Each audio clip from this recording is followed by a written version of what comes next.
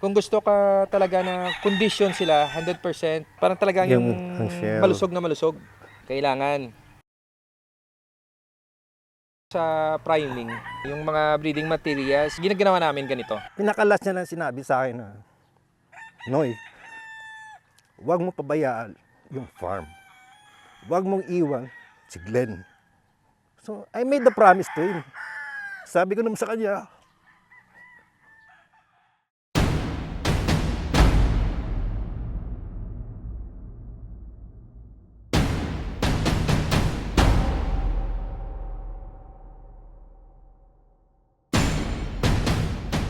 Nagsimula po tayo ng manok, no? Yung father ko si Jim Bernardo, founder po siya ng JQB Game Farm. He started breeding and raising chickens since 1976. As the years pass by, meron siyang mga na-develop na mga signature lines, katulad ng Hennies, Blacks natin.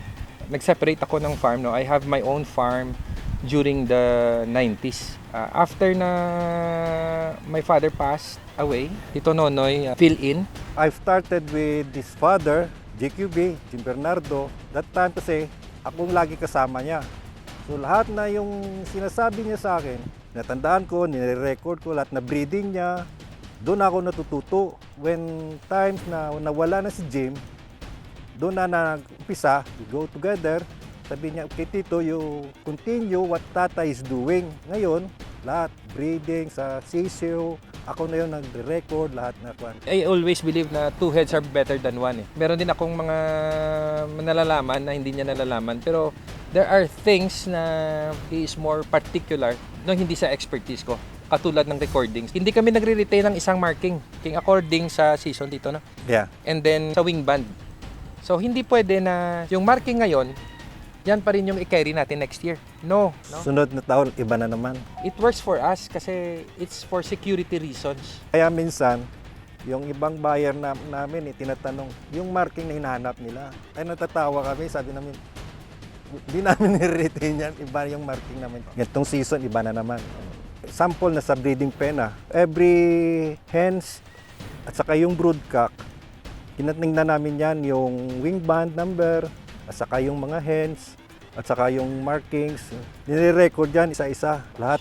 By batch yan, anong number ng pen, yun ang ginagamit namin yun. Pag-collectan ng mga itlog, hanggang pag mapisa, lahat yan, isa-isa namin yan, markings, lahat.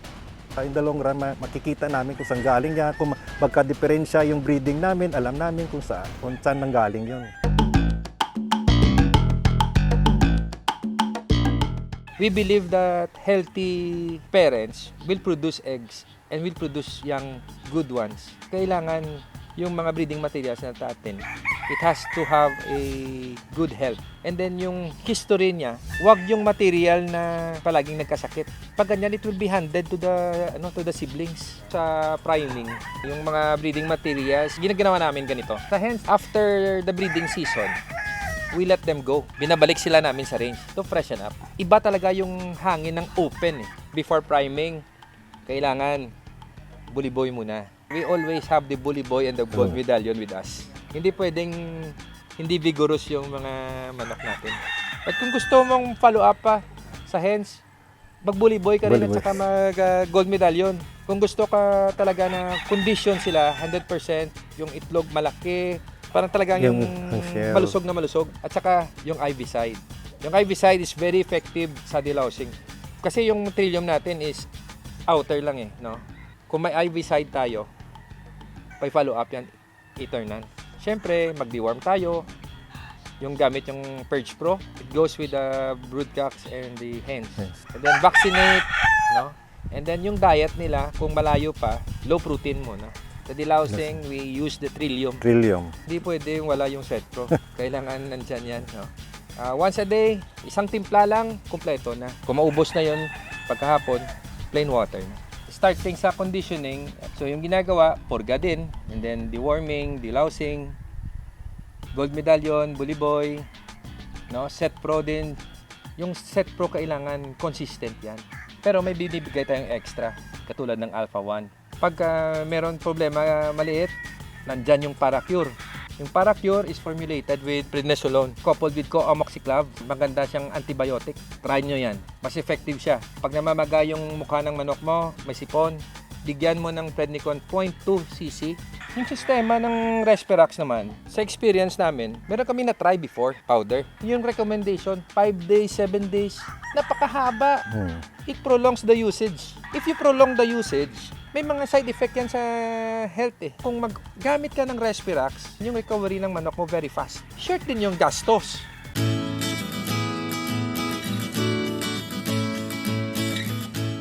On the management side na naman, ito sa akin kasi ako yung sa mga tao, gano'n.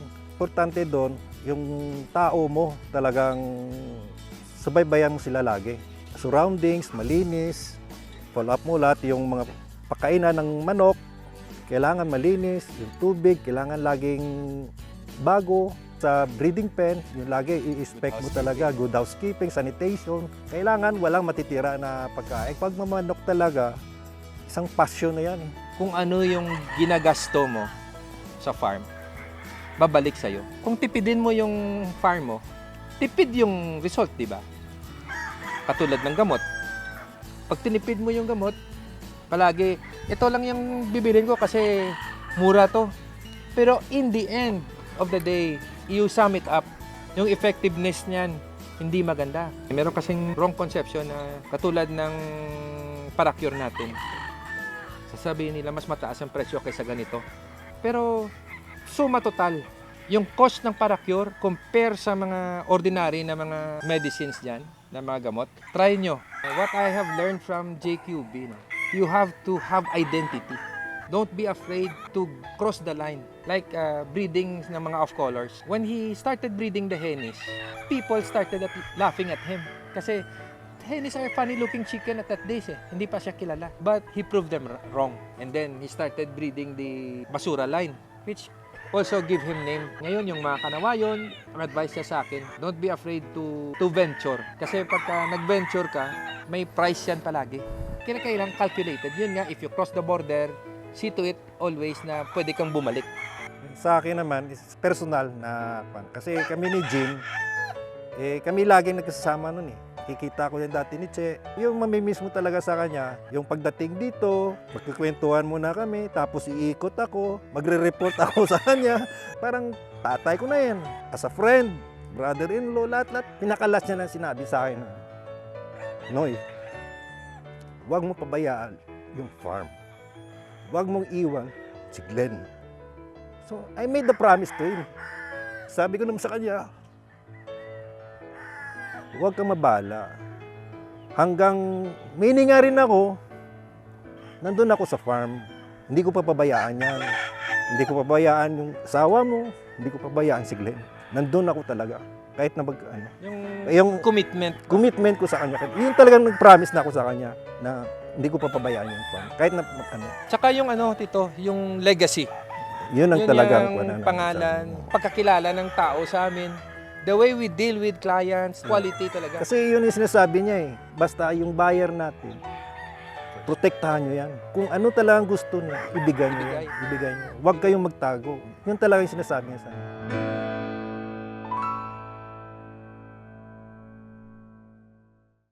For those who has questions and then gusto kayo mag-inquire sa amin, feel free. Yung Facebook account ko is Joseph Glenn Acevedo Bernardo 0917 30 50 900. Yung Facebook account ko naman po is Alfie Ace. Cellphone number ko po is 0956 661 5166. Sa muli, ako si Glenn Bernardo ng Gab Game Farm at JQB Game Farm. Ito po si Noray Acevedo ng Gab Game Farm at saka JQB Game Farm. Believe kami sa Mad Science!